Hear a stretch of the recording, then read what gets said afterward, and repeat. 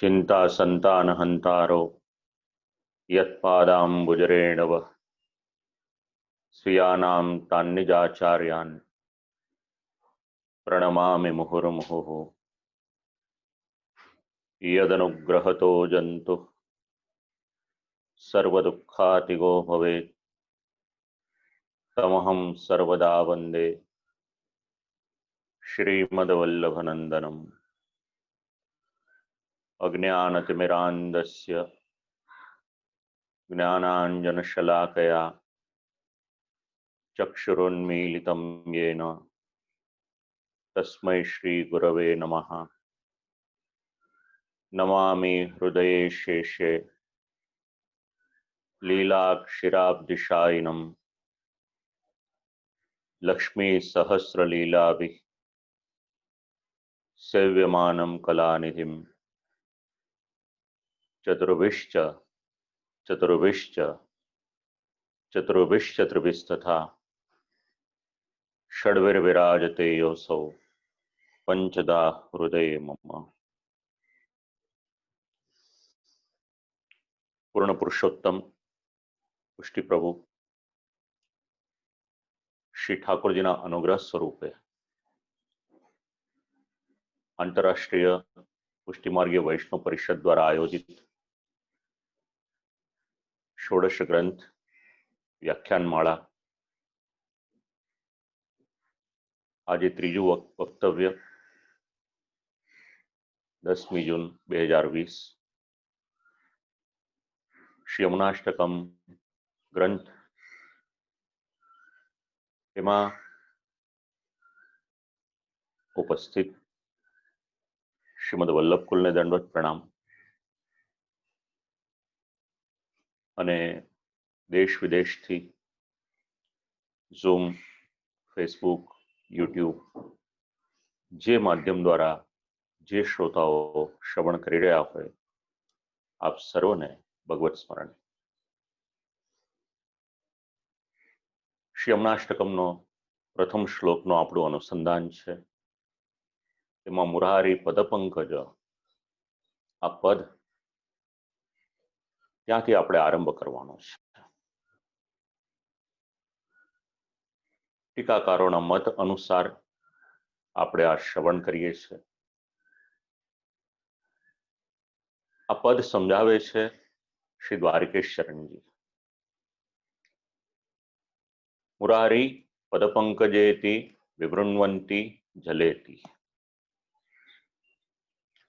જલમાં એક દોષ, તેનું નામ મૂર નામનો દૈત્ય।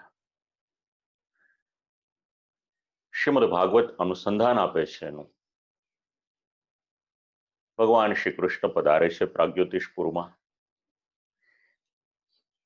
જવાનું હોય છે સ્વર્ગમાં અને ત્યાં આગળ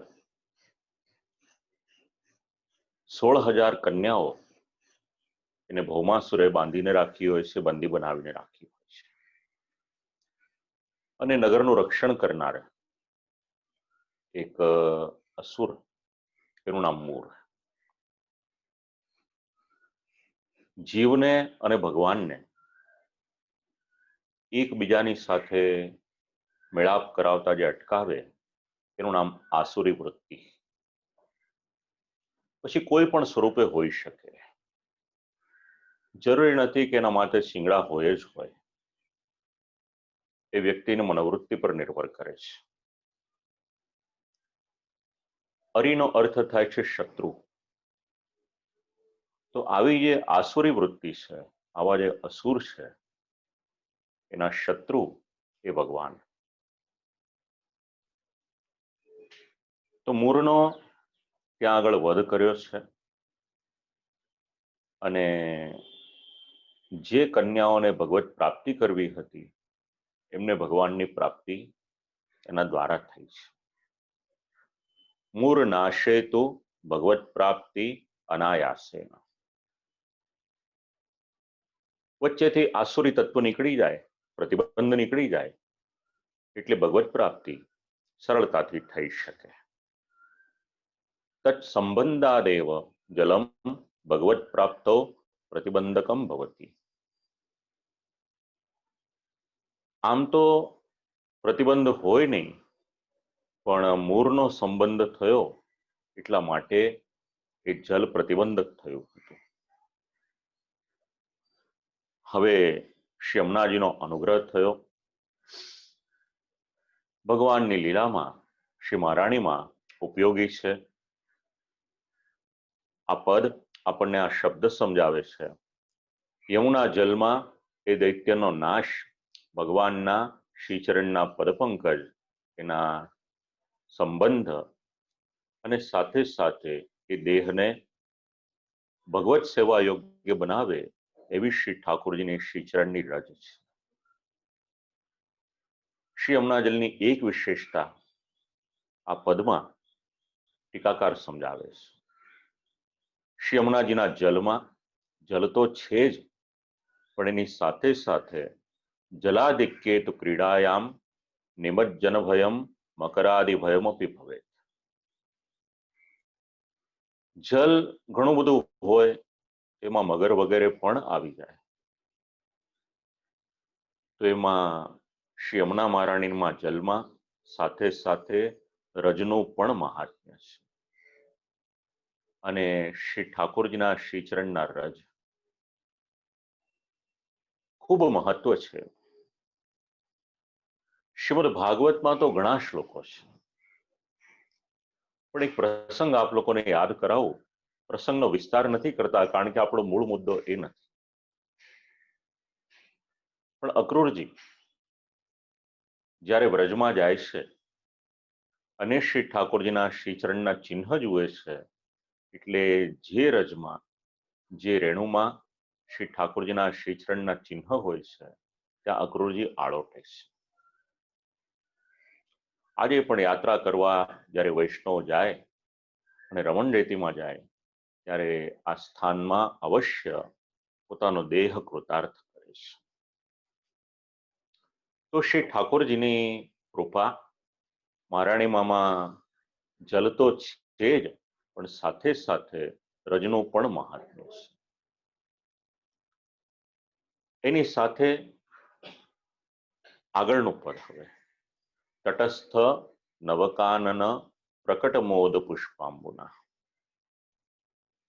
બંને તટનો વાતાવરણ કેવું છે, સૌંદર્ય કેવું છે, તો અનેક પ્રકારના સુંદર વૃક્ષો ત્યાં આગળ છે અને એની પર સુંદર મજાના પુષ્પ ઇત્યાદિ આવેલા છે. બે પ્રકારના વૃક્ષો હોય, એક જેની પર કોઈ પણ પ્રકારના ફળ ફૂલ ના આવે એવા પણ વૃક્ષ હોય, અને બીજા જેની પર ફળ પણ આવે અને સુંદર મજાના પુષ્પ પણ આવે. તો મહારાણીમાના તટ ઉપર જે વૃક્ષ ઇત્યાદિ છે ખૂબ જ સુંદર છે, વિકાસ પામેલા છે અને સુગંધી પુષ્પો એમાં રહેલા છે. એવું જેનું જલ છે, એવો જેનો તટ છે, આ નિરૂપણ કરી રહ્યા છે. તટસ્થિતિ મૂલે તિરસ્થાનામ નવાનામ વનાનામ. ખૂબ જ સુંદર એવા નવીન પ્રકારના વન, અને એમાંથી જ્યારે સુંદર મજાનો સુગંધ એનો પ્રસાર થાય. આપણું ધર્મશાસ્ત્ર વન્ય સંપત્તિને ખૂબ મહત્વ આપે છે. ભારતના વૈજ્ઞાનિકોએ તો જ્યારે શોધ્યું ત્યારે શોધ્યું કે વનસ્પતિમાં પ્રાણ છે, પણ આપણા શાસ્ત્રોએ ઘણા વર્ષો પહેલા એક નાનું એવું વાક્ય આપ્યું, વનસ્પતયઃ વૈ વૈષ્ણવાઃ. વનસ્પતિ એ તો વૈષ્ણવ છે, એમાં પણ પ્રાણ રહેલા છે. અને જ્યારે આપણે વ્રજમાં જઈએ છીએ તો વ્રજનો એક વણલખ્યો નિયમ છે, ત્યાંથી ક્યારેય પણ કોઈ પણ પાન, પુષ્પ, ફળ વગેરે કોઈ પણ વૃક્ષ ઉપરથી આપણે તોડતા નથી. આ વિવેક આપણે જાળવીએ છીએ. તો કારણ શું એનું? એક જ કારણ છે, વૃક્ષે વૃક્ષે વેણુધારી પત્રે પત્રે ચતુર્ભુજા. વ્રજમાં જેટલા પણ વૃક્ષો છે, કોઈ સામાન્ય વૃક્ષો નથી. મહારાણીમાના તટ ઉપર જેટલા વૃક્ષો છે, કોઈ સામાન્ય વૃક્ષો નથી. દરેકમાં ભગવાનનો નિવાસ છે. વૃક્ષે વૃક્ષે વેણુધારી ભગવાન બિરાજમાન છે. અને એનાથી આગળ કેવળ વૃક્ષમાં જ નહીં, એનું એક પણ પાન એવું નથી કે જ્યાં ભગવાનનો નિવાસ ન હોય. પત્રે પત્રે ચતુર્ભુજા. આવા ખૂબ સુંદર અને સમૃદ્ધ વૃક્ષો મહારાણીમાના તટ ઉપર રહેલા છે. અર્વાચીન રીતે પણ ઘણી રીતે આ વાતો વિચારી શકાય એવી છે. આજના સંદર્ભમાં જ્યારે ક્લાઇમેટ ચેન્જીસની જેવા ઘણા બધા ઇશ્યુઝ આજે ભૂમિને લઈને રહેલા છે. હવે તટસ્થ નવકાનન પ્રકટ મોદ પુષ્પાંબુના સ્મારકત્વમ જલસ્ય. જે કોઈ પણ શ્રી યમુનાજીના તટ ઉપર જાય છે, શ્રી યમુનાજીના દર્શન કરે છે, તો શ્રી યમુનાજીના દર્શન કરતાની સાથે જ શ્રી યમુનાજી શ્રી ઠાકોરજીની સ્મૃતિ કરાવે છે કે ભગવાને આ તટ ઉપર અને આ જલમાં અનેકવિધ લીલાઓ કરેલી છે. અને આ તટ ઉપર આવ્યા છો તો ભગવાનની એ લીલાઓને યાદ કરો. આ અનુગ્રહ કોઈ કરે છે તો મહારાણીમાં કરે છે. હવે જે વૃક્ષો છે, જે પુષ્પો છે, એનો પરિચય કરાવે છે. મોદહા સત્વરૂપહા. મોદનો અર્થ થાય છે સુગંધ. સુગંધ કેવી છે તો કયું સાત્વિક છે. પુષ્પાણી રજોરૂપાણી, જે પુષ્પ છે એ રાજસ છે. અને કાનનાની તમોરૂપાણી, કાનનનો અર્થ થાય છે વન, એ તામસ રૂપ છે. હવે સુગંધ એ રજસ સત્વરૂપ શેના માટે? કારણ વૃક્ષ જ્યાં આગળ શ્રી ઠાકોરજી હોય ત્યાં વૃક્ષ પોતાની ગતિ ન કરી શકે. પુષ્પ હોય એ ગતિ ન કરી શકે, પણ એની જે સુગંધ છે એની પર કોઈ પણ પ્રકારનું એવું બંધન નથી. શ્રીમદ ભાગવત વાયુનો સ્વભાવ સમજાવે છે. અનાસક્તિનો સ્વભાવ છે વાયુ. કોઈ સ્થાનમાંથી ખૂબ સુંદર સુગંધ આવતી હોય, એને લઈને વાયુ આગળ જાય છે. 1-8 કિલોમીટર સુધી લઈ જાય, પછી એનાથી દૂર થઈ જાય છે. તો વાયુની સાથે સાથે આ સુંદર મજાની સુગંધ છે, જ્યાં આગળ શ્રી ઠાકોરજી બિરાજમાન હોય ત્યાં સુધી એ સુગંધ પહોંચે છે. માટે એનું રૂપ રજાહા સત્વરૂપમિતિ સુરભીતિ વૃક્ષાહા પુષ્પાણી હરિસમીપે અન્ય દ્વારા ગચ્છન્તિ મોદહા સ્વતાહા. આ સુગંધમાં સામર્થ્ય છે, એટલા માટે એને રજસ સત્વરૂપ એ રીતના કહેવામાં આવ્યું છે. એની પછી ભગવાન શ્રી કૃષ્ણ અને શ્રી મહારાણીમાં થોડુંક સ્વરૂપ વર્ણન. તો મૂળ મુદ્દાથી આપણે જાણી લઈએ કે મહારાણીમાંનું સ્વરૂપ અને એનું મૂળ ક્યાં છે. કામ લાગશે. એક વખત ગોલોકધામમાં શ્રી ઠાકોરજી બિરાજમાન હતા અને શ્રી ઠાકોરજીના શ્રીઅંગમાંથી, સ્વરૂપમાંથી આત્મ સ્વરૂપા સ્વામિનીજી શ્રી રાધિકાજી પ્રકટ થયા છે. શ્રી રાધિકાજીએ વિનંતી કરી અને શ્રી રાધિકાજીની વિનંતીથી પુનઃ સૃષ્ટિ અંતર્ગત પોતાના હૃદયમાંથી સ્ત્રીભાવનું દ્વિતીય પ્રેમ રસાત્મક સ્વરૂપ શ્રી યમુનાજીને પ્રકટ કર્યા છે. શ્રી યમુનાજીને આજ્ઞા કરી કે ગોલોકધામ હું પ્રકટ કરીશ, એમાં શ્રી ગિરિરાજજીની તળેટીમાં આપ સરિતા બનીને સરજો અને રસરૂપથી બિરાજજો. આપના તટ પ્રદેશમાં હું અનેક પ્રકારના વિહાર કરીશ. અને શ્રી ઠાકોરજીએ દિવ્ય ગોલોકધામ એને પ્રકટ કર્યું છે. શ્રી ગિરિરાજ ગોવર્ધન પ્રકટ થયા છે અને તળેટીમાં શ્રી મહારાણીમાં શ્રી યમુનાજી વહેવા લાગ્યા છે. તે તટ ઉપર ખૂબ જ સુંદર મજાના નિકુંજ ઇત્યાદિ પ્રકટ થયેલ છે. શ્રી ગિરિરાજજીમાં પણ અલગ અલગ નિકુંજ છે. અને એ નિકુંજના કોઈક ને કોઈક મુખ્ય એ સેવક છે એના દ્વાર પર છે. અષ્ટસખાનું ચરિત્ર વાંચો, ખ્યાલ આવશે. યુગલ સ્વરૂપની સેવામાં ગોપીજનો અને પશુ પક્ષીઓ ત્યાં આગળ પ્રકટ થયેલા છે.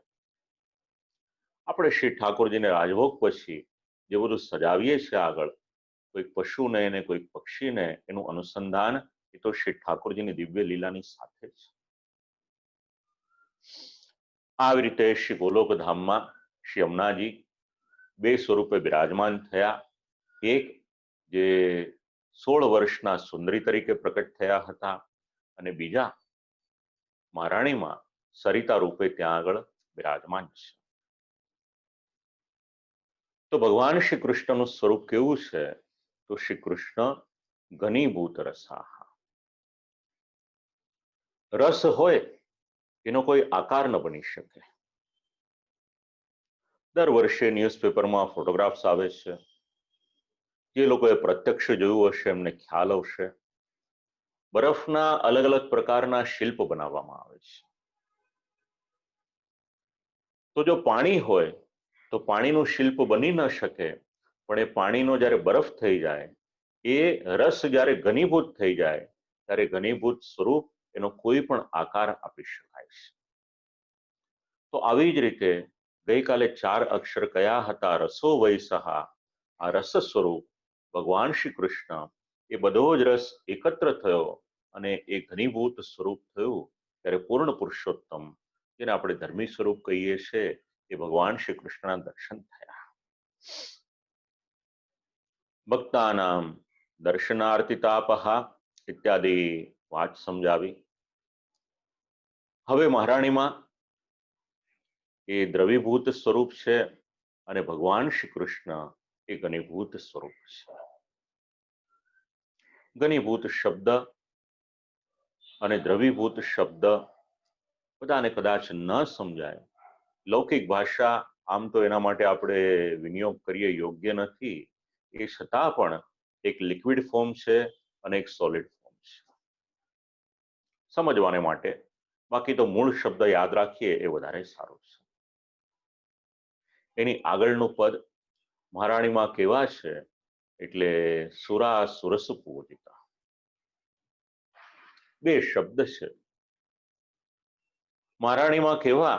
સુરા સુર પૂજિતેતિ મૂલે વસ્તુતસ્તુ સર્વાત્મ ભાવ કામ ભાવ યુત સ્વામિનિભિઃ પુષ્પાભરણૈરલંકૃતાઃ સન ભાવજનક ઇતિ અર્થઃ. આમ તો સુર અને અસુર એવો અર્થ કરી દે, પણ અહીંયા આગળ જે ટીકાકાર શ્રી હરિરાયજી પ્રભુચરણ સમજાવે છે આપણને, સુર શબ્દ એટલે શું અને અસુર શબ્દ એટલે શું, તેનું અનુસંધાન ગોપીજનોની સાથે લેવાય છે. પાઠ કરતા નિત્ય આપણે બોલીએ તો છીએ, પણ એનો ભાવ શું છે? એક ગોપીજનો છે સર્વાત્મ ભાવવાળા છે, દૈન્ય ભાવવાળા છે. એ જે વર્ગ છે એની કક્ષા અહીંયા આગળ સુર શબ્દથી લીધી છે. અને બીજા ગોપીજનો છે જેમના મનમાં માન છે, જેમના મનમાં કામ છે, એમની કક્ષા અહીંયા અસુર પદથી સમજાવી છે. કારણ કે માન ભાવવાળા ગોપીજનો એવું ઈચ્છતા હોય કે ભગવાન અમારું માન જાળવે, અમને મનાવે. આ બંને પ્રકારના ગોપીજનો, એના દ્વારા ભગવાન પુષ્પ આભરણ વગેરેથી અલંકૃત થાય છે. હવે આ સુર અને અસુર એમના સમર્પિતા ભગવાન શ્રી મહારાણીમાં એમની સાથેનો સંબંધ સમજાવ્યો. ભગવાન શ્રી કૃષ્ણ જેવી રીતે આમના દ્વારા પૂજિત છે. ગોપીજનોના ભિન્ન ભિન્ન ભાવ છે. કોઈનામાં દૈન્ય ભાવ છે તો કોઈનામાં માન ભાવ છે. પણ શાસ્ત્ર એવું સમજાવે છે કે પ્રભુની પાસે જઈએ, દૈન્ય ભાવ રાખીને જઈએ તો વધારે સારું છે. એની પછીનો શબ્દ છે સ્મર્પિતો. સ્મરનો અર્થ થાય છે કામ. સ્મરપિતૃપદેન સ્મરપદેન સ્મરણમ ઉચ્યતે. અહીંયા આગળ જે સમજાવ્યું છે સ્મરનો અર્થ છે સ્મરણ, અને પિતૃનો અર્થ છે એને ઉત્પન્ન કરનાર, તજ્જનકત્વમ ચ. એટલે સ્મરણ અને કામ તદા સ્મરણપદમ કામવાચકમેવ. તો લૌકિકમાં વિચારીએ તો કામ બાધક છે, પણ અલૌકિકમાં વિચારીએ તો કામ એ સહાયક છે. ફલ પ્રકરણ સમજાવે છે આ વાત. કામ હતો એને ભગવાનની સાથે જોડી દીધો તો એ બાધક નથી બન્યો. વસ્તુ તો આપણી પાસે એક હોય, એનો વિનિયોગ આપણે કઈ રીતે કરીએ છીએ એ આપણી પર નિર્ભર છે. એક ચપ્પુ હોય, એક ગૃહિણીની પાસે આવે તો ઘરના કામમાં એનો વિનિયોગ કરે, અને કોઈ ક્રિમિનલ માઇન્ડ વાળો હોય એના હાથમાં આવે તો લઈને કોઈનું ખૂન કરી નાખે. તો કામને પણ જો લૌકિકમાં જોડવામાં આવે તો એ બાધક બનશે, પણ એની બદલે એને કહીએ કે ચાલ તું લૌકિકને બદલે અલૌકિકમાં જોડાઈ જા, તો એ કામ પણ સહાયક બનશે. અને એટલે જ પદ આપ્યું છે ગોપ્ય કામાત. ગોપીજનોએ કોઈ લૌકિક કામથી નહીં, પણ અલૌકિક કામ દ્વારા પ્રભુને સેવ્યા. તો આ જે શોભા છે સ્મરપિતુ, એને બિભ્રતિમ, એને ધારણ કરનાર, એનાથી શોભાયમાન માં શ્રી યમુનાજી છે. અને ભગવાનની લીલાનું સતત સ્મરણ શ્રી યમુનાજી કરાવે રાખે છે. આ પદને હજી પણ સમજવું હોય તો શ્રી મહારાણીમાનું સ્વરૂપ યાદ કરવાનું. મુકુટ કાછડીનો શૃંગાર ધારણ કર્યો છે. નાનપણમાં મને બહુ આશ્ચર્ય થતું હતું. 5, 7, 10 વર્ષની ઉંમર હતી. મહારાણીમાનું સ્વરૂપ સમજાતું નતું. મનમાં વિચાર આવે કે નદી સ્વરૂપ હોય અને પછી આ પુરુષની જેવો વેશ ધારણ કર્યો છે, તો આ કંઈક બંધ બેસતું નથી. પછી ધીરે ધીરે જેમ ખબર પડવા લાગી એમ એકચ્યુઅલ સ્વરૂપ, એનું મહાત્મ્ય એ જાણવામાં આવ્યું. તો આખો પ્રસંગ છે. મહારાણીમાં જ્યારે મુકુટ કાછડીનો શૃંગાર ધારણ કરે છે, એની પાછળનો એક પ્રસંગ છે. સંક્ષિપ્તમાં કહું આપ લોકોને, કારણ કે શ્લોકોના ઘણા બધા અર્થ આપણે સમજવાના છે, પણ સ્મરપિતુ શબ્દ એના અનુસંધાનમાં આ અર્થ આપણે જણાવું.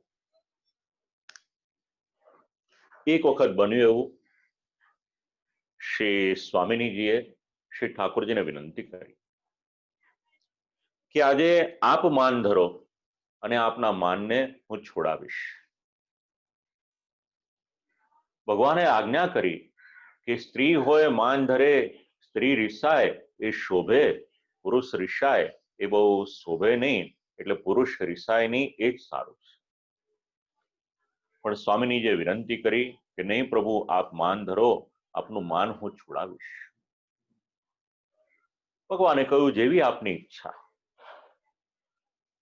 અને ભગવાન શ્રી કૃષ્ણ માન ધારણ કર્યું છે. શ્રી સ્વામિનીજીની વિનંતીથી માન ધર્યું અને શ્રી ઠાકોરજીએ સ્વામિનીજીના વસ્ત્ર હતા એને પરિધાન કર્યા, સ્વામિનીજી રૂપ થયા, અને પોતાના જે વસ્ત્ર હતા એ શ્રી સ્વામિનીજીને આપ્યા છે, અને શ્રી સ્વામિનીજી શ્રી ઠાકોરજી સ્વરૂપ થયા છે, એકાંત સ્થાનમાં બિરાજ્યા છે. શ્રી સ્વામિનીજીએ માન છોડાવવાને માટે ઘણો બધો પ્રયત્ન કર્યો, પણ શ્રી ઠાકોરજીની નજર નીચી છે, યથાવત જ રહી. શ્રી સ્વામિનીજી મૂંઝાયા. એટલે શ્રી ચંદ્રાવલીજી અને શ્રી લલિતાજીને વાત કરી કે હવે શું કરું. અને શ્રી લલિતાજીએ વિનંતી કરી કે જો યોગ્ય લાગે તો શ્રી યમુનાજીને વાત કરો. અને શ્રી સ્વામિનીજી શ્રી યમુનાજીની નિકુંજમાં પધારે છે. વાત કરી. સવારથી શ્રી ઠાકોરજીએ માન ધર્યું છે, સાંજ થઈ ગઈ, છોડાવવાને માટે ઘણા બધા પ્રયત્ન કર્યા, પણ માન છોડતા નથી, શું કરવું જોઈએ. શ્રી યમુનાજીએ કહ્યું, શ્રી ઠાકોરજીએ આપનું સ્ત્રી સ્વરૂપ લીધું છે, અને સ્ત્રી સ્વરૂપનું માન છોડાવવાનું હોય તો કોઈ સ્ત્રી છોડાવે એની કરતા પુરુષ છોડાવે એ વધારે સારું છે.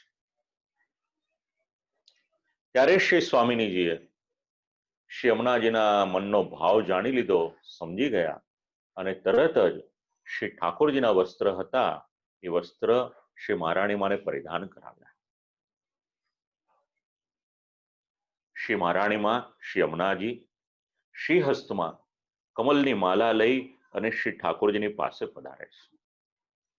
ચિત્રને બરાબર યાદ રાખજો એટલે આ પ્રસંગ આપ લોકોને સમજાઈ જશે. સુંદર મજાની કમલ પુષ્પની માલા છે, શ્રી ઠાકોરજીની સન્મુખ લઈને પધાર્યા અને જેવા શ્રી યમુનાજી પધાર્યા તરત જ શ્રી ઠાકોરજી પોતાના સ્થાનમાંથી ઠાડા થઈ ગયા, ઉભા થઈ ગયા. હસતા હસતા કહ્યું, શ્રી યમુનાજી, મારે માન તો શ્રી સ્વામિનીજીની સાથે હતું, આપની સાથે ક્યાં મારે કઈ તકલીફ છે? ખડખડાટ હસવા લાગ્યા. હવે મહારાણીમાં લાવ્યા તો હતા કમલના માલાજી શ્રી ઠાકોરજીને ધરવાને માટે, પણ એ સમયે એટલો આનંદ ત્યાં થઈ ગયો કે માલાજી શ્રી હસ્તમાં જ રહી ગયા. શ્રી યમુનાજીએ વિચાર કર્યો કે લાવો, શ્રી રાધિકાજીનું કાર્ય તો થઈ ગયું, સ્વામિનીજીનું કાર્ય તો થઈ ગયું, ઠાકોરજી પ્રસન્ન થઈ ગયા. હવે આ વસ્ત્ર મારા જે હતા 16 શણગાર એને પાછા ધારણ કરી લો. અને એ સમયે શ્રી ઠાકોરજી, શ્રી સ્વામિનીજી બધાએ આજ્ઞા કરી, વિનંતી કરી કે આ પોશાક આપને ખૂબ સુંદર લાગે છે, આપને યોગ્ય લાગે તો આપ આને પરિધાન કરો. અને એ જ શૃંગાર, એ જ શણગાર શ્રી મહારાણી માએ ધારણ કર્યા અને આપણને જે દર્શન થાય છે, મુકુટ કાશીનો શૃંગાર ધારણ કર્યો છે, એની પાછળનું કારણ આ છે. ઘરના નાના નાના બાળકોને આ વાત સમજાવો. હું તો મારા મનનો જે અનુભવ છે એ આપ લોકોને જણાવું. નહીતર બાળક મૂંઝાશે કે એક નદીનું સ્વરૂપ હોય તો નદીના સ્વરૂપને આવી રીતના આ પહેરવેશ એ કઈ રીતનો ધારણ કરાવ્યો હોય, આ શૃંગાર કઈ રીતના ધારણ કરાવ્યા હોય. બાળકોનું ભાવ પોષણ કરવું ખૂબ જરૂરી છે. ધીરે ધીરે એમને બે પાંચ મિનિટના આવા કોઈક નાના નાના પ્રસંગ કહેશો તો આપણા ધર્મમાં એમની અભિરુચિ એ વધારે બનશે. સ્મરપિતો શ્રિયમ બિભ્રતિમ, આ શ્લોક, પ્રથમ શ્લોક, એમાં શ્રી મહારાણીમાં એમનું જે ઐશ્વર્ય એનું નિરૂપણ કર્યું છે. અસ્મિન શ્લોકે સકલ સિદ્ધિ હેતુત્વમ પ્રથમમ ઐશ્વર્યમ પ્રદર્શિતમ. સકલ સિદ્ધિ હેતુરૂપ જે પ્રથમ ઐશ્વર્ય છે એનું નિરૂપણ આમાં કરવામાં આવ્યું છે. આ પ્રથમ શ્લોક છે શ્રી યમુનાષ્ટકમનો. હવે આપણે એનાથી આગળ વધીએ, જેમાં શ્રી યમુના મહારાણીની ઉત્પત્તિનો, પ્રાકટ્યનો બીજો પણ પ્રસંગ આપણને જાણવા મળશે. કલિંદ ગિરિમસ્તકે પતદમંદ પૂરોજ્વલા વિલાસ ગમનોલ્લસ પ્રકટગંડ શૈલોન્નતા સઘોષ ગતિદંતુરા સમધિરૂઢદોલોત્તમા મુકુંદ રતિવર્ધિની જયતી પદ્મબંધો. મુકુંદ રતિવર્ધિની એને આપણે યાદ રાખવાનો. હવે શ્રી મહારાણીમાં ભૂતલ પર પધારે છે, એમાં શ્રી મહારાણીમાનું સ્વરૂપ એનું નિરૂપણ કરતા આરંભ કર્યો છે કલિંદ ગિરિમસ્તકે. તો ભગવાન શ્રી કૃષ્ણ જ્યારે ભૂતલ પર પધારે છે અને એની સાથે સાથે મહારાણીમાનું આ જે કલિંદગીરી મસ્તકે છે, આ બંનેને શ્રી પ્રભુચરણ અવતારનું જે સામ્ય છે, ભૂતલ પર પધારવાનો જે પ્રસંગ છે, એ બંનેને ભેગા કરે છે. કૃષ્ણ અવતારે યથા ભગવત અલૌકિક પ્રકારેણ આવિર્ભાવ તથા શ્રી યમુનાયા. એટલે ભગવાન શ્રી કૃષ્ણનો જે પ્રમાણે આવિર્ભાવ થયો, આપણે ત્યાં જન્મવું એવો શબ્દ નથી, આવિર્ભાવ ને તિરોભાવ જે ભગવાનની બે શક્તિઓ છે એવા શબ્દો છે. તો એ જ પ્રમાણે શ્રી યમુના મહારાણીજી પણ કોઈ લૌકિક સ્વરૂપે નથી પધાર્યા, એમનો પ્રકાર છે એ પણ અલૌકિક છે. ભગવાન વસુદેવ ગૃહે અવતીર્ય, ભગવાન પ્રકટ થયા છે, પધાર્યા છે શ્રી વસુદેવજીને ત્યાં, અને પછી પધાર્યા છે નંદ બાવાને ત્યાં, અને એ જ પ્રસંગનું અનુસંધાન લેશે તથા શ્રી યમુનામાં. ભગવાનને માટે એવું કહેવાય કે નંદ બાવાના પણ દીકરા અને શ્રી વસુદેવજીના પણ પુત્ર, એવી જ રીતે મહારાણી માને માટેનો જે પ્રસંગ છે એને શ્રી દ્વારિકેશજી પણ અને શ્રી હરિરાયજી પ્રભુચરણ પણ યાદ કરાવે છે. તો મહારાણી માને જોવાની દ્રષ્ટિ કઈ? તો ઉત્પત્તિના પ્રસંગો અલગ અલગ ગ્રંથોમાં મળે છે. કેટલાક ગ્રંથો એવા છે કે જે ઘરમાં વસાવવા જેવા છે. નાથ દ્વારા જ્યારે જાઓ ત્યારે શ્રીનાથજીની પ્રાકટ્ય વાર્તા લઈ આવો, અને એનું જ વિસ્તૃત સ્વરૂપ જાણવું હોય તો ઘાટકોપરના વૈષ્ણવ છે પૂજ્યપાદ ગોસ્વામી 108 શ્રી મથુરેશ્વરજી મહારાજની આજ્ઞાથી ખૂબ સુંદર એક ગ્રંથ લખ્યો છે, શ્રીનાથજી ચરિત્રામૃત. ઠાકોરજીની કૃપા છે એ વૈષ્ણવ પર અદ્ભુત વર્ણન શક્તિ ભગવાને આપી છે, અને પ્રભુ એમના દ્વારા શ્રી મહારાણી માને માટે પણ એવો જ એક ગ્રંથ પ્રકાશિત કરાવ્યો છે. એમની નામ સેવા સંપ્રદાયમાં છે. તો આવા જે ગ્રંથો પ્રકાશિત થયા હોય એને વસાવો ઘરમાં, એ મૂડી છે આપણી. તો મહારાણી માના જે પ્રાકટ્યના પ્રસંગો મળે છે એનું અનુસંધાન વિચારીએ તો શ્રી હરિરાયજી મહાપ્રભુજી આજ્ઞા કરે કે આનંદમય શુદ્ધ સત્વ સ્વરૂપ સૂર્યમંડળની અંદર જે નારાયણ એમના હૃદયમાંથી રવિભૂત રસાત્મા શ્રી યમુનાજી પ્રકટ થયા છે. હવે આકાશમાં જે સૂર્યનારાયણ દેખાય છે એ તો આપણને પ્રકાશ આપનાર છે, એટલું જ અર્થઘટન નથી કરવાનું. સારસ્વત કલ્પ અને શ્વેતવારા કલ્પ આ બંનેમાં અલગ અલગ પ્રસંગ મળે છે. પદ્મ પુરાણનું અનુસંધાન એમાં આપ્યું છે. એમાં શ્રી યમુના મહાત્મ્ય અધ્યાય છે, એમાં વિવસ્વાન આદિત્ય અને સંજ્ઞા દેવી એમના પુત્રી તરીકે શ્રી યમુનાજી પધારે છે. એક શબ્દ છે એનું નામ છે વેદત્રય. ઋગ્વેદ, યજુર્વેદ અને સામવેદ આ ત્રણને માટે શબ્દ છે વેદત્રયી, અને એનું જ બીજું નામ છે, એનું નામ છે આદિત્ય. આદિત્યનો અર્થ સૂર્ય પણ થાય કે જે આપણને પ્રકાશ આપે છે, પણ અહીંયા આગળ જે અર્થઘટન કર્યું છે એ આધ્યાત્મિક સ્વરૂપ કે જે વેદત્રય સ્વરૂપ છે.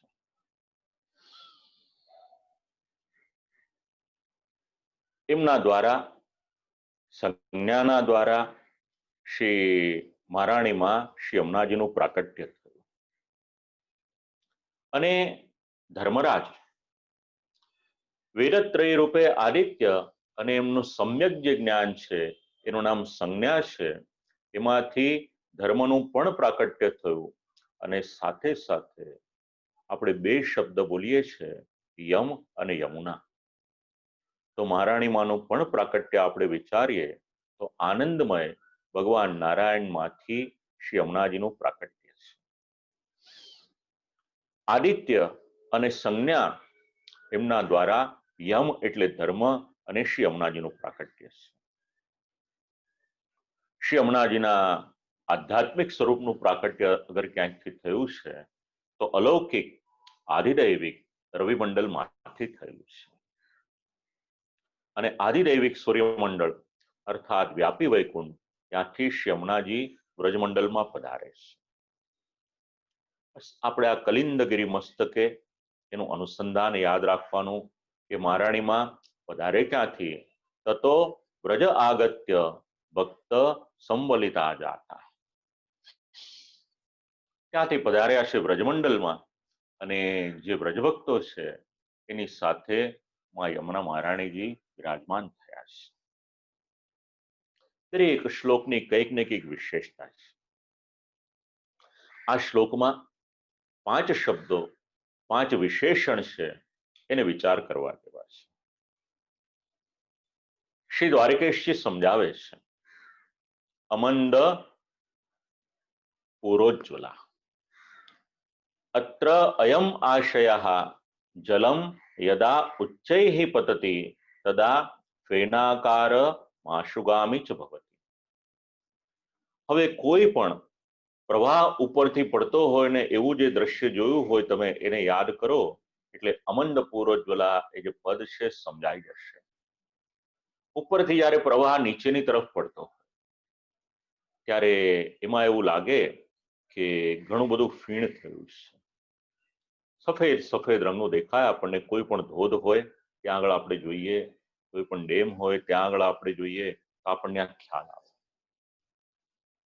અને જે સ્થાનમાં પડે ત્યાં આગળ ખાડો પણ થઈ જાય અને સાથે સાથે નાની નાની શિલાઓ વગેરે હોય તો ક્યારેક તૂટે પણ ખરી અને એનો આકાર પણ બદલાઈ જાય.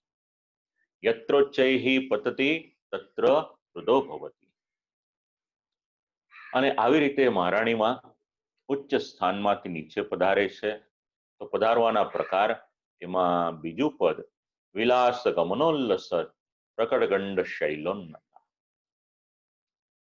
શિલાખંડ ઉપરથી પસાર થાય છે મહારાણીમાં એટલે એની જે શોભા છે અનેક ગણી વધતી જાય છે. મૂળ ક્યાં છે તો આપણે દિવ્ય આદિત્ય અને સંજ્ઞાની સાથે સંબંધ લીધો. હવે નીચે જે પધારી રહ્યા છે એનું નિરૂપણ આપણને સમજાવે છે. આખો જ પ્રકાર છે, સુંદર પ્રકાર છે. પ્રવાહમય સ્વરૂપ ધારણ કર્યું છે. હવે એક નામ છે સરિતા, એટલે જે સતત સરે રાખે એનું નામ સરિતા છે. આ નદીનો સ્વભાવ છે. એને બાંધીને રાખો તો એને ગમે નહીં, એને સતત પ્રવાહમાં રહેવા માટે. બંધિયાર જલ એને બહુ માફક ના આવે. તો દિવ્ય સ્થાનમાંથી નીકળે છે, એની જે શોભા છે એ શોભાનું ઊંચા નીચા પર્વત ઇત્યાદિ આવે, ખંડ આવે, પાષાણ આવે, એની પર પસાર થઈ અને મહારાણીમાં પધારતા હોય છે તો શાંતિથી પધારે છે કે કઈ અવાજ આવે છે નો, એટલે શબ્દ સમજાવ્યો સઘોષ ગતિદંતુરા. હર્ષોલ્લાસથી પધારે છે. કારણ એમની જે ગતિ છે એ તીવ્ર ગતિ છે. તો તીવ્ર ગતિ શેને માટે? અથ તદ્ગમકમ ભગવન મેલનોત્સુકત્વ. નાથ દ્વારા દર્શન કરવાને માટે આપણે જઈએ અને શ્રી ઠાકોરજીની સન્મુખમાં જવાનું હોય અને પહેલા દર્શન કરવામાં આપણા મનમાં જે તીવ્રતા હોય કે ક્યારે દર્શન થાય, અને જેવા શ્રી ઠાકોરજીની સન્મુખ જઈએ એટલે જે જર્નીનો આપણો થાક હોય એ બધો જ ત્યાં દૂર થઈ જાય. શ્રી ઠાકોરજીના દર્શન, મુખારવિંદના દર્શન કરીએ. એવી જ રીતે બહારગામથી જ્યારે આપણે આપણા ઘરે આવીએ અને શ્રી ઠાકોરજીની સન્મુખ થઈએ ત્યારે બાકીનો પરિતાપ હોય એ દૂર થઈ જાય. શબ્દ સમજાવે છે, વૈષ્ણવના જીવનમાં ઉપયોગી શબ્દ છે, મહારાણીમાના જીવનની સાથે જોડાયેલું છે, જે શ્રી પુરુષોત્તમજી સમજાવે છે. ભગવાન મેલનો સુખત્વમ. મહારાણીમાં સમજાવે છે તમને ને મને કે ભગવાનને મેળવવાને માટે કાયમને માટે જીવનમાં એક ઉત્સુકતા રાખજો. જો ઉત્સુકતા હશે તો ભગવાનની પાસે જવાનો આપણને આનંદ આવશે. અને જવાનું કઈ રીતે? ખૂબ જ ઉત્સાહથી જવાનું. સઘોષ ગતિદંતુરા, અવાજ કરતા પધારે છે. પણ આપણે એટલો વિવેક રાખવાનો કે આપણે કોઈ લૌકિક વાત નહીં, શ્રી ઠાકોરજીની સન્મુખમાં જ્યારે જવાનું હોય તો અલૌકિક વાત કરવાની. અને મહારાણીમાં પધારે છે ત્યારે ઉચ્ચતઃ પાતે શોભામ ઉક્વા તતો વિષમ ભૂમિ ગતિ શોભામ આહ. પેલા ઉપરથી પધાર્યા એની શોભાનું નિરૂપણ કર્યું. હવે જલનો જે પ્રવાહ ભૂમિ પર વહી રહ્યો છે એના માટેનો પ્રકાર કયો છે ને એની શોભા કેવી છે તો કે ઘોષ કરે છે. શ્રી હરિરાજ મહાપ્રભુજી ઘોષ શબ્દને બે રીતે સમજાવે છે. ઘોષહા શબ્દો વ્રજો વેદ. એક વ્રજજન અથવા તો વ્રજ જ્યાં વ્રજભક્તોનો સમૂહ રહે છે એને પણ ઘોષ કહેવાય, અને બીજો શ્રી મહારાણીમાં પધારે છે ત્યારે જે અવાજ આવે છે એને પણ ઘોષ કહી શકાય. ઘોષહા શબ્દો વ્રજો વેદ. અને એવી રીતે શ્રી મહારાણીમાં પોતાના ઉત્કટ ભાવને લઈ અને પ્રભુની પાસે આગળ આગળ આવે છે. સઘોષ ગતિ દંતુરા. દંતુર શબ્દેન વિવિધ વિકારવત્વમ ઉચ્યતે.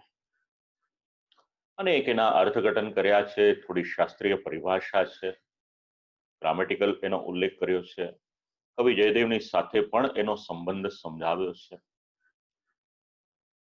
એક વાક્યમાં સમજવું હોય દંતુર શબ્દને તો એટલો વિચાર કરી શકાય કે શ્રી યમુનાજીમાં અનેક પ્રકારના સાત્વિક ભાવ રહેલા છે. પ્રભુની પાસે જ્યારે જઈ રહ્યા છે ત્યારે હૃદયના ભાવ કેવા આ શબ્દ સમજાવે છે કે ભગવાનની પાસે જાઓ તો સાત્વિક ભાવ લઈને જજો. સંપ્રદાયમાં ભાવનું ખૂબ મહાત્મ્ય છે.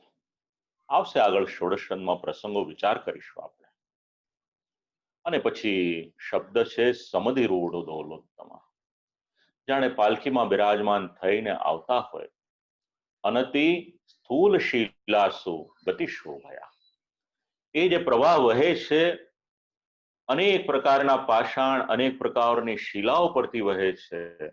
તો શ્રી આચાર્ય ચરણને એવા દર્શન થયા જાણે પાલખીમાં બિરાજમાન થઈ અને ઘોષ કરતા કરતા ખૂબ આનંદથી મહારાણીમાં પધારી રહ્યા હોય એવી અનુભૂતિ.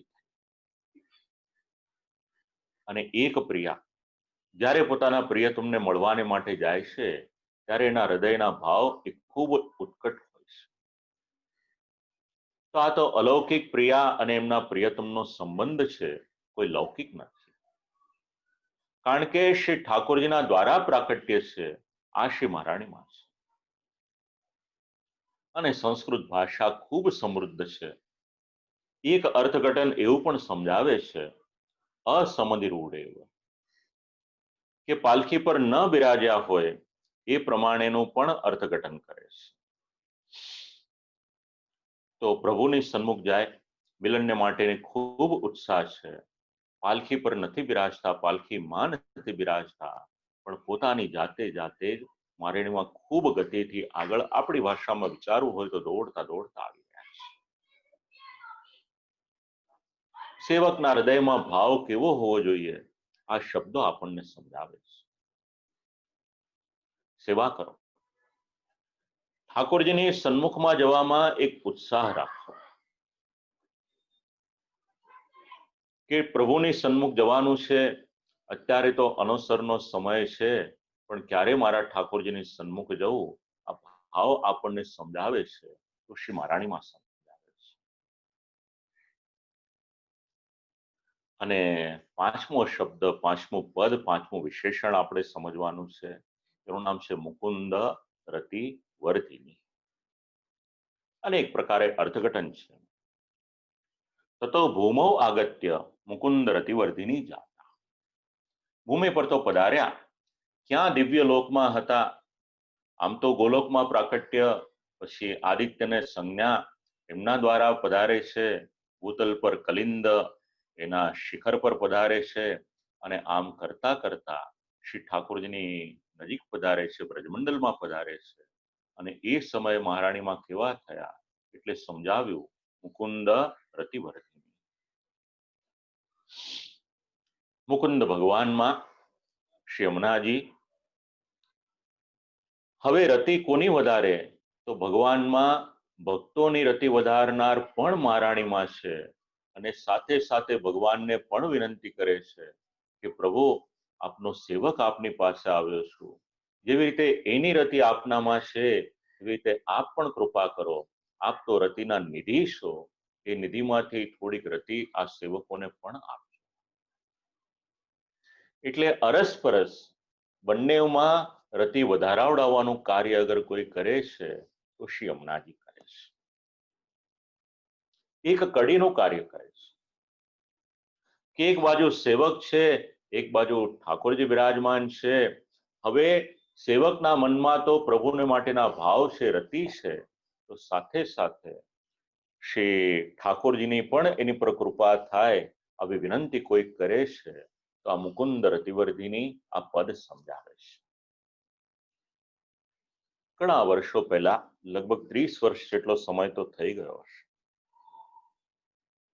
ગોલોકવાસી પૂજ્ય શ્રી કૃષ્ણશંકર શાસ્ત્રીજીની મુંબઈના વલ્લભનિધિમાં ષોડશ ગ્રંથની સપ્તાહ હતી અને એ સમયે આ રતિ શબ્દ સમજાવ્યો હતો કે જે ક્ષણે ક્ષણે નિરંતર વધવાનો જેનો સ્વભાવ છે એનું નામ છે રતિ. એમાં ન્યૂનતા ના આવે. તો જે સેવક જ્યારે પ્રભુની પાસે જાય છે તો પાસે જાય તો એની રતિનું સતત અભિવૃદ્ધિ કરવાનું કાર્ય કોઈ કરે છે તો મહારાણીમાં કરે છે. અને એટલા જ માટે શબ્દ પ્રયોગ કર્યો છે, પદ પ્રયોગ કર્યો છે, મુકુંદ રતિવર્ધિની. અનેક પ્રકારે આ પદ સમજાવ્યું અને પછી જયતી પદ્મબંધો સુતા, રસાત્મક કમળ એને વિકસિત કરવા માટે સૂર્યના પુત્રી શ્રી યમુનાજી સ્વયં રસરૂપા છે. હવે એ રસરૂપા મહારાણીમાં અન્ય નદીઓથી એમની વિશેષતા શું છે?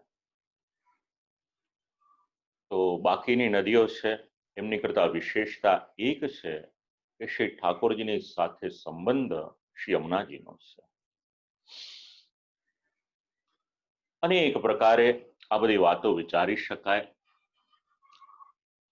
અને એ મહારાણીમાં જયતી પદ્મબંધો સુતા, શ્રી મહારાણીમાં એમના ઉત્કર્ષ, એમને સમજાવનાર શબ્દ એનું નામ છે જયતી.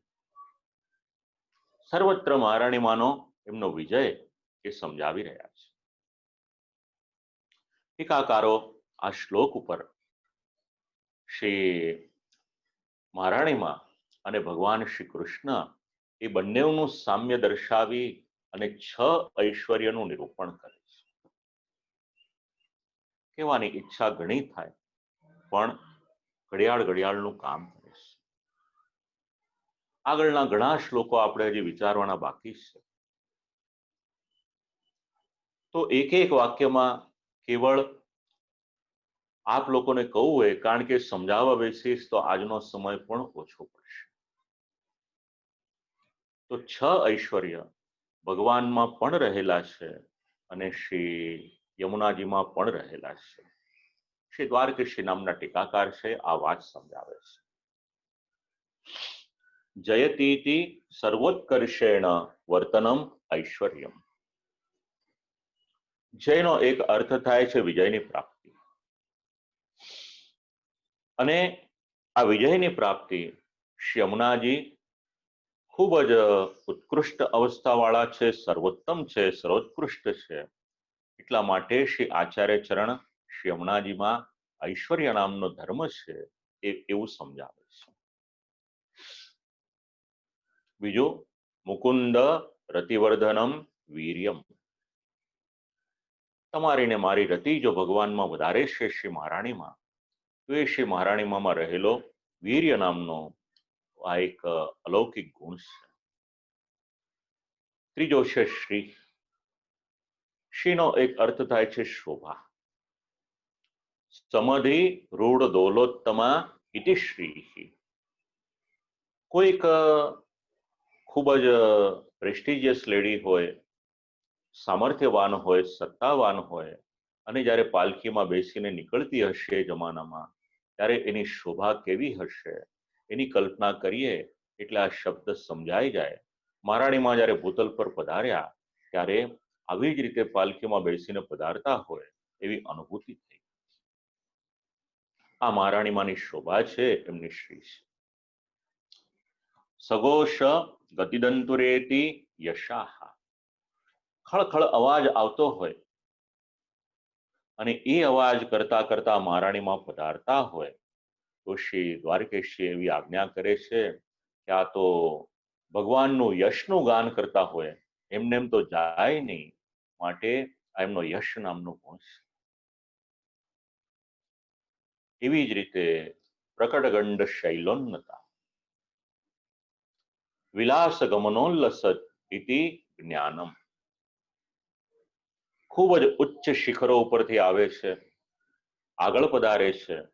એમની જે ગતિ છે વિલાસપૂર્વકની છે, મધુર ગતિ છે, ખૂબ જ શોભાયમાન છે મહારાણીમાં.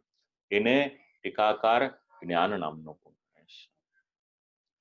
અને વૈરાગ્યમ અમંદ પૂરોજ્વલેતિ વૈરાગ્યમ, ખૂબ જ તીવ્ર ગતિથી પધારી રહ્યા છે, પ્રવાહથી આવી રહ્યા છે, ખૂબ જ ઉજ્જવળ એવું સ્વરૂપ છે. અને વૈરાગ્યનો એક અર્થ એવો પણ થાય છે પોતાનો જે સ્વભાવ હોય એની પર વિજયની પ્રાપ્તિ. ટીકાકાર ખૂબ સુંદર રીતે આ બધા શબ્દો સમજાવે છે આપણને. હવે આ જે બીજો શ્લોક છે એને આપણે વિરામ આપીએ. અસ્મિન પદ્યે ભાવવર્ધકત્વમ દ્વિતીયમ ઐશ્વર્યમ દર્શિતમ. ટીકાકાર એવું સમજાવે છે કે આ બીજા શ્લોકમાં ઐશ્વર્ય કયું સમજાવ્યું, તો ઠાકોરજીની તરફ આપણો ભાવ દિવસે દિવસે વધારે છે મહારાણીમાં, એટલું આ શ્લોકનું ઐશ્વર્ય સમજાવ્યું. હવે ભૂતલ પર તો પધાર્યા, તો આગળની વાત ત્રીજા શ્લોકમાં સમજાવી. ભુવમ ભુવન પાવની મધિગતા મને કસ્વનૈ પ્રિયાભિરીવ સેવિતામ શુકમયુર હંસાદિભિ તરંગ ભુજકંકણ પ્રકટ મુક્તિકા વાલુકા નિતંબ તટસુંદરીમ નમત કૃષ્ણતુર્ય પ્રિયામ. તતો ભુવ્યાગતાયા ધર્માનાહુર ભૂમિતિ. ભૂમિ પર પધાર્યા તો એના ધર્મોનું નિરૂપણ હવે કરી રહ્યા છે. તો પ્રશ્ન એક થાય કે મહારાણીમાં ભૂમિ પર પધાર્યા શેને માટે? તો બે વાત આપણે વિચારી શકાય. ટીકાકાર એવું સમજાવે છે, ભુવન પાવનીમ ઇતિ. ભૂતલ પર એટલા માટે પધાર્યા છે કારણ કે ભૂતલને પાવન કરવાની છે, ભૂમિને પાવન કરવાની છે. અને બીજું અનુસંધાન મળે છે શ્રી સ્વામીની જે વિનંતી કરી હતી, ઠાકોરજીએ જ્યારે આજ્ઞા કરી કે હવે કૃષ્ણાવતાર સ્વરૂપે ભૂતલ પર પધારવાનું છે મારે, આપ પધારો, ત્યારે સ્વામીનીજીએ વિનંતી કરી હતી કે આવું એનો મને વાંધો નથી, પણ મારી સાથે સાથે મને શ્રી યમુનાજી પણ જોઈશે, શ્રી ગિરિરાજ ગોવર્ધન પણ જોઈશે અને વ્રજની ભૂમિ પણ જોઈશે.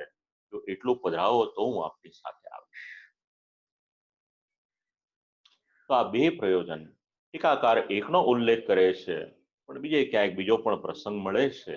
એ બંને પ્રસંગ આ તો સંક્ષિપ્તમાં વાત કરું છું આપ લોકોને. આ બધા પ્રસંગોને લંબાવવાને માટે વિચાર કરીએ તો ઘણું વિચારી શકાય છે. વિસ્તૃત પ્રસંગો છે આ બધા. તો આ શ્લોકમાં યાદ રાખવાનું ખાસ એક પદ છે, એનું નામ છે ભુવન પાવની. જે ઐશ્વર્ય છે ભૂમિને પાવન કરવાને માટે પધાર્યા છે. હવે શ્રી યમુનાજીનું ભૂતલ પર પધારવું, એમાં ભગવાનમાં ભક્તની રતિ વધારવાની, તો એના માટે અનુકૂળ ભાવ જોઈએ. કારણ કે રતિ અને ભાવ એ અરસપરસ જોડાયેલા છે સાહિત્ય શાસ્ત્રની દ્રષ્ટિએ.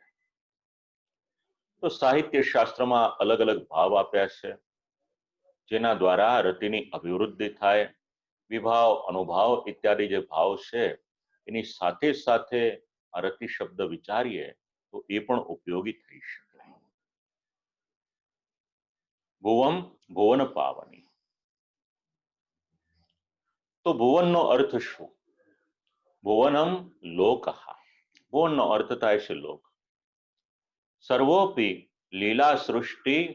હવે એનું અર્થઘટન શ્રી પ્રભુચરણ આપણને સમજાવે છે. લીલા સૃષ્ટિના જે જીવ છે અને સાથે સાથે જે આધુનિક જીવ છે, આ બધા જ જીવો, એના માટે ભુવન અથવા તો લોક, આ સમસ્ત જીવો જેમના ભગવાનમાં ભાવ, અન્ય બધા ભાવો એને દૂર કરી અને ભગવાનમાં એમનો ભાવ દ્રઢ કરવાનો, વધારવાનો અને સાથે સાથે ભગવાનની સેવામાં જઈ શકે એવો દિવ્ય દેહ, ધૃણવત્વ એ પણ એમને પ્રદાન કરવાને માટે મહારાણીમાં પધાર્યા છે. ભુવમ અધિગતામ. તો તમને ને મને શુદ્ધ કરવાને માટે, પવિત્ર કરવાને માટે મહારાણીમાં ભૂતલ પર પધાર્યા છે. ભગવદ ભાવ આપે,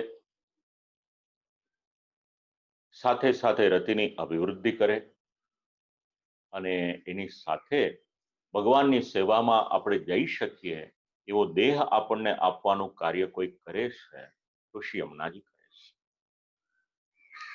તો શ્રી યમુનાજીનું આટલું બધું સૌંદર્ય, આટલું બધું સામર્થ્ય, તો પછી એમની સેવા કરવાને માટે કોઈ ઉપસ્થિત ખરું કે નહીં? કારણ કે એક લૌકિક સ્ત્રી હોય ને સામર્થ્યવાન હોય, સંપત્તિવાન હોય, તો એના પણ ઘણા સેવક સેવિકાઓ હોય, તો મહારાણીમાની સેવા કરવાને માટે કોઈ ઉપસ્થિત ખરું કે નહીં? એની પછીનું પદ સમજાવે છે.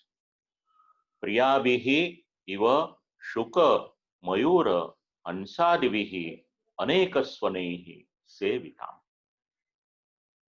લૌકિક પ્રકારની સેવા નથી, આનો સંબંધ અલૌકિકતાની સાથે છે. અનેક સ્વનૈહિ એટલે અનેક પ્રકારના શબ્દો વડે એમની સેવા થઈ રહી છે. અને આ શબ્દો કેવા છે એટલે શબ્દ કરનાર કોણ છે એ પણ સમજાવે કે શુક મયુર હંસાદિભિહિ, શુક, મયુર, હંસ અને બાકીના બીજા બધા પક્ષીઓ. તો શુકનો અર્થ થાય છે પોપટ. તો પોપટ કઈ સેવા કરે? શુકો વાચિકી સેવામ કરો. ભગવાને એ પોપટના કંઠમાં માધુર્ય આપ્યું છે. તો એ માધુર્ય દ્વારા શ્રી યમુના મહારાણીજીની સન્મુખ જ્યારે હોય છે ત્યારે આ પોપટ પોતાની વાણીનો વિનિયોગ કરે છે. મયુરહા કાયિકીમ, જે મયુર છે એટલે મોર છે, પોતાની કાયા દ્વારા શ્રી મહારાણીમાની સેવા કરે, પ્રસન્ન કરે છે. વર્ષા ઋતુ થવાની હોય અને મોર જ્યારે નૃત્ય કરે ત્યારે એની કળાઓ એ દર્શનીય હોય છે. પણ એને છોડીને પણ મયુર જ્યારે આનંદમાં આવે ત્યારે નૃત્ય કરે. આપણા દેશમાં તો આવું દેખાવાનું કદાચ કોઈક જગ્યાએ હવે થઈ શકે, પણ વિદેશની ભૂમિમાં આજે પણ આવા દર્શન થાય છે. ઠાકોરજીની કૃપાથી શ્રીમદ ભાગવતજીની સપ્તાહ કરવાને માટે દેશ વિદેશમાં ઠાકોરજી લઈ જાય. કોઈક ને કોઈક પરિચિત હોય આવા કોઈક સ્થાનમાં લઈ જાય તો આપણને ખબર પડે. ગયા વર્ષે કેલિફોર્નિયામાં મને એક પરિચિત લઈ ગયા હતા અને એટલા બધા મોર હતા ત્યાં આગળની એવી સુંદર કળા કરે. આપણે આગળ જઈએ તો એ મોર પાછલા પગે પાછળ જાય. જો કલયુગમાં આવું શક્ય હોય તો જ્યારે સાક્ષાત મહારાણીમાં પધાર્યા હશે તો આ મોરે મહારાણીમાની કઈ રીતની સેવા કરી હશે એની જરા કલ્પના કરી. પોતાની કાયાનો વિનિયોગ કરે છે. મયુરહા કાયિકીમ, અને એનાથી આગળ અધિકાર આપ્યો હંસ. હંસો માનસી, કાયાથી સેવા કરીએ બરાબર છે, સમજીશું આપણે આગળના ગ્રંથમાં સિદ્ધાંત મુક્તાવલીમાં પ્રભુની સેવાના પ્રકાર કેટલા છે. તો હંસ એનામાં એક વિવેક છે, નીર ક્ષીર ન્યાય ભગવાને એને આપેલો છે. જલ અને દૂધ આ બંનેનો ભેદ એ સારી રીતે પારખી શકે, સાચા મોતી કયા છે ને પ્લાસ્ટિકના કયા છે એ જાણી શકે છે, એની વિવેક દ્રષ્ટિ આપે છે. અને એટલે જ્યારે સેવા કરે છે તો હંસો માનસીમ, માનસી સેવા કરવાનું સુખ કોઈને પ્રાપ્ત થયું છે તો હંસને. અને આદિપદેન પારાવત કોકિલ સારસ ચક્રવાકે, અને બાકીનો જે શબ્દ છે આદિ, તો એમાં બાકીના જેટલા પક્ષીઓ છે એ બધા પક્ષીઓ એમાં કોયલ વગેરે પક્ષીઓનો વિનિયોગ છે. આપણી ઇકોસિસ્ટમમાં પક્ષીઓનું ખૂબ મહત્વ છે. શ્રીમદ ભાગવતમાં તો આપણે પક્ષીઓની સમૃદ્ધિ વાંચીએ તો આપણને ખ્યાલ આવે. વિશ્વમાં સારામાં સારા જ્યાં બર્ડ્સ પાર્ક્સ હશે અને એની સાથે શ્રીમદ ભાગવતના શ્લોકો આપણે વિચારીએ તો સમજણ પડે કે શ્રી વેદવ્યાસજીની અને શ્રી સુખદેવજીની દ્રષ્ટિ કઈ છે. તો આ સુંદર મજાના પક્ષીઓ પોતાના દેહનો વિનિયોગ ભગવત સેવામાં કરે છે. તમને ને મને સંદેશ આપે છે કે ભગવાને સારો કંઠ આપ્યો છે, તો કોયલ જે પ્રમાણે મહારાણીમાની સેવા કરે છે, જે પ્રમાણે પોપટ મહારાણીમાની સેવા કરે છે, એ રીતે શ્રી ઠાકોરજીને પ્રસન્ન કરો. જો ભગવાને મયુરની જેવી કોઈ કળા આપી છે, તો પુષ્ટિ માર્ગને આપણે કલા માર્ગ કહીએ, એવી રીતનો વિચાર કરીએ તો અનેકવિધ કલાઓનો વિનિયોગ ભગવત સેવામાં કરવામાં આવે છે. જે વિશેષતા ભગવાને આપી હોય એનો વિનિયોગ પ્રભુની સેવામાં કરો. આ શ્રી અમનાષ્ટકમના પક્ષીઓ તમને ને મને સમજાવે છે. એ પક્ષીઓનું જીવન સાર્થક ક્યારે થયું? મહારાણીમાની સેવામાં આવ્યા ત્યારે એમનું જીવન સાર્થક થયું છે. અનેક સ્વનેહી, અનેક પ્રકારના સુંદર મજાના શબ્દો કરે છે અને એના દ્વારા શ્રી મહારાણીમાને પ્રસન્ન કરે છે.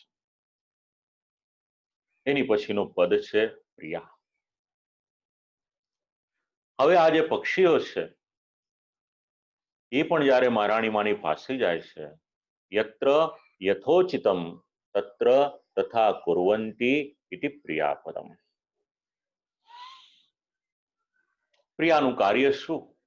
પોતાના પ્રિયતમની પાસે જાય એટલે એને સુખકર જે પદાર્થો હોય એના દ્વારા એનું ધ્યાન રાખે. આ જ ફરજ અત્યારે નિભાવી રહ્યા છે. જે પ્રકારની સામગ્રી અપેક્ષિત હોય એ પ્રકારની સામગ્રી, એ પ્રકારની સેવા એમના દ્વારા થઈ રહી છે. અને પછી તરંગ ભુજકંકણ, એ પદ એને સમજાવ્યું ત્યાંથી લઈને તટસુંદરીમ સુધી. તો શ્રી મહારાણીમાના તટ ઉપર જે વાલુ છે, જે રેતી છે, એ પણ કોઈ સામાન્ય નથી, ખૂબ જ ચકચકાટ એટલે ચળકતી છે. તીરસ્ય ચાકચક્યવત સિકતા કૃતશોભામ તત્ સ્વરૂપમ આહુ તરંગ ઇતિ. શ્રી યમુનાજીના તીર ઉપર એટલે તટ ઉપર જે ખૂબ જ છળકાટ વાળી જે રેતી છે એની શોભા, એનું નિરૂપણ તરંગભુજ આ શબ્દથી, આ પદથી શ્રી આચાર્યચરણ સમજાવી રહ્યા છે.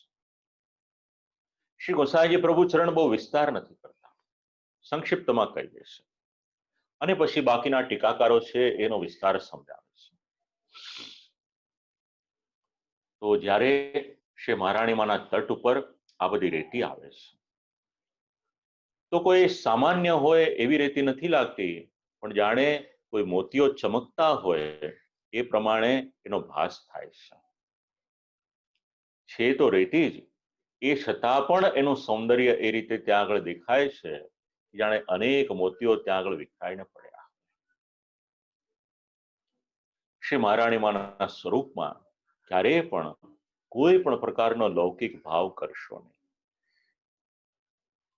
સંપ્રદાયમાં પ્રસંગ મળે છે, એક સેવક શ્રી ગોસાઈજી પ્રભુચરણની પાસે જાય છે. પોતાના હૃદયના ભાવ હતા એ બધી ભેટ સામગ્રી રત્ન ઇત્યાદિ પધરાવે છે શ્રી ગોસાઈજી પ્રભુચરણની પાસે. અને એક પ્રસંગ એવો પણ મળે છે કે સુંદર મજાની મિશ્રી સિદ્ધ કરી અને શ્રી ગોસાઈજી પ્રભુચરણની પાસે પધરાવે છે. અને શ્રી ગોસાઈજી પ્રભુચરણ આજ્ઞા આપે છે કે આ બધું લઈ જઈ અને શ્રી યમુનાજીના જલમાં પધરાવે. એ સેવકના મનમાં આ વાત જરાક ડંખે છે, એને સમજાતું નથી કે આમ શેના માટે કર્યું.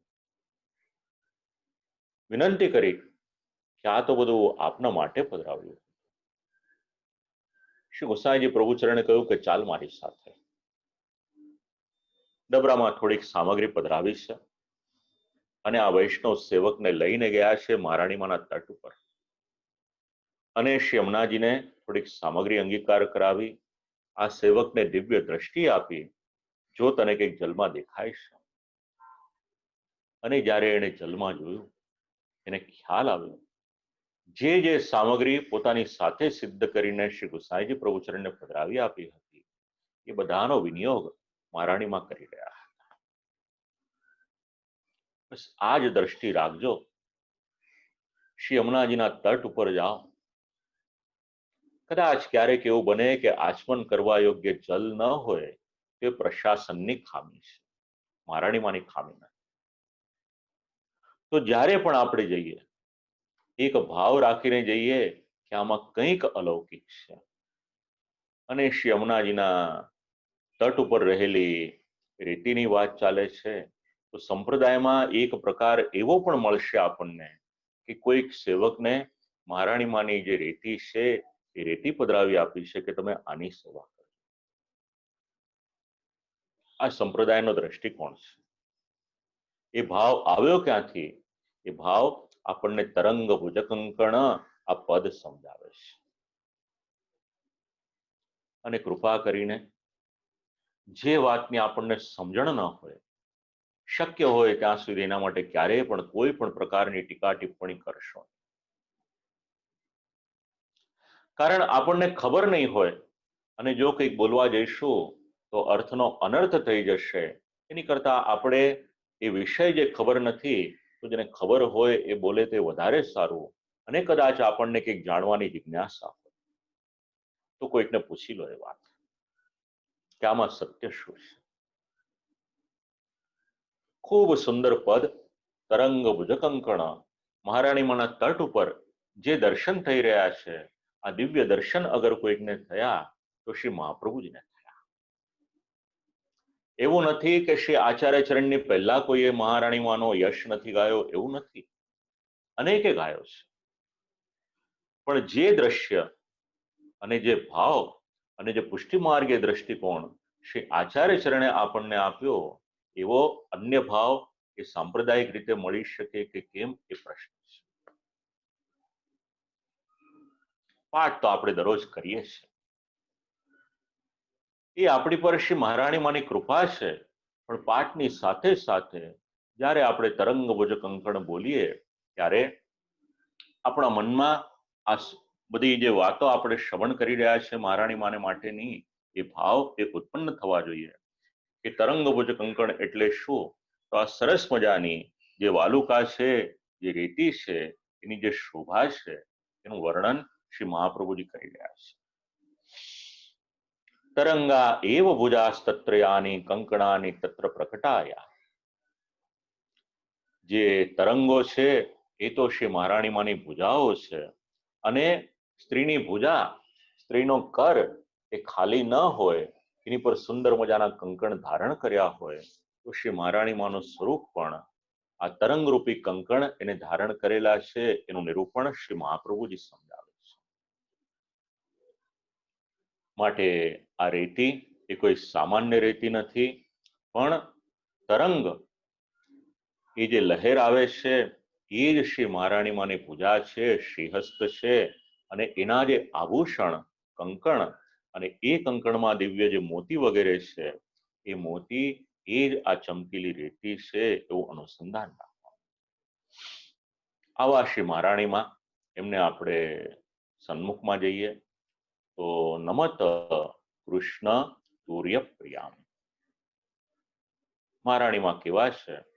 તો ભગવાનના ચતુર્થ, સૂર્યનો અર્થ થાય છે ચતુર્થ, એવા પ્રિયાને આપણે પ્રણામ કરીએ. ભગવતી સ્નેહાતિશયો વિશેષેણ. તો અહીંયા આગળ ચતુર્થ પ્રિયા એનું અનુસંધાન આ ચાર કયા? તો ટીકાકાર, ત્રણેય ટીકાકાર એના માટે અલગ અલગ વાત આપણને સમજાવે છે. વિચાર કરીએ આપણે જરા. તત્રેકા મુખ્યા ભગવતા સ્વામીની સર્વ વિલક્ષણા. ગઈકાલે એક એક વાક્યમાં કહ્યું હતું, આજે પ્રસંગ આવ્યો, જરા વાત સમજી લીધા. પ્રથમ જે છે એ મુખ્ય સ્વામિનીજી અને સર્વ વિલક્ષણા એટલે બધાથી વિલક્ષણ છે. એ અનન્ય પૂર્વા નથી, અન્ય પૂર્વા નથી, પણ નિત્ય સિદ્ધા ગોપીજનોના યુથેશ્વરી એવા શ્રી સ્વામિનીજી, શ્રી રાધિકાજી છે. ભગવતો રસાત્મકસ્ય શ્રુતિ સિદ્ધસ્ય અવલંબન. હવે જે મુખ્ય સ્વામિનીજી છે એ ભગવાનને શ્રુતિ સિદ્ધ રસાત્મક સ્વરૂપ એના આલંબન વિભાવ રૂપ છે અને રસોત્પત્તિ કરવાનું કાર્ય કરે છે. આ પ્રથમ યુથ એનું અનુસંધાન કે પ્રથમ જે સ્વામિનીજી છે એમનું અનુસંધાન છે. હવે બીજા સ્વામિનીજી શ્રુતિરૂપા ગોપગૃહેષુ સ્થિતાઃ સર્વાત્મ ભાવવત્યઃ પ્રૌઢા એકઃ. બીજા કક્ષામાં ગોપ લોકોના ઘરમાં ગોપગૃહેષુ. એ કોણ? એટલે સમજાવ્યું શ્રુતિરૂપા, શ્રુતિ સ્વરૂપા છે, જેમને સર્વાત્મ ભાવ સિદ્ધ થયેલો છે. પ્રૌઢાહા એટલે પ્રૌઢ અવસ્થા જેમની છે, જેમને અન્ય પૂર્વા એ નામથી પણ કહેવામાં આવે છે, જેમનો સંબંધ શ્રી ચંદ્રાવલીજીના યુથની સાથે છે. આ બીજા છે. ત્રીજું જે યુથ છે, ત્રીજા જે સ્વામિનીજી છે, એમાં તથા કુમારિકા વ્રજસ્થા. કુમારિકા એમાં એક શબ્દ વધારે આપણે ઉમેરવો હોય તો ઋષિરૂપા કુમારિકા એ પણ વિચારી શકાય. અનન્ય પૂર્વા એ અનન્ય પૂર્વા. વિવાહ ભાવે અપી વિવાહ ભાવેપી વસનાદાનેન સ્વકીયા કૃતાશાપરા.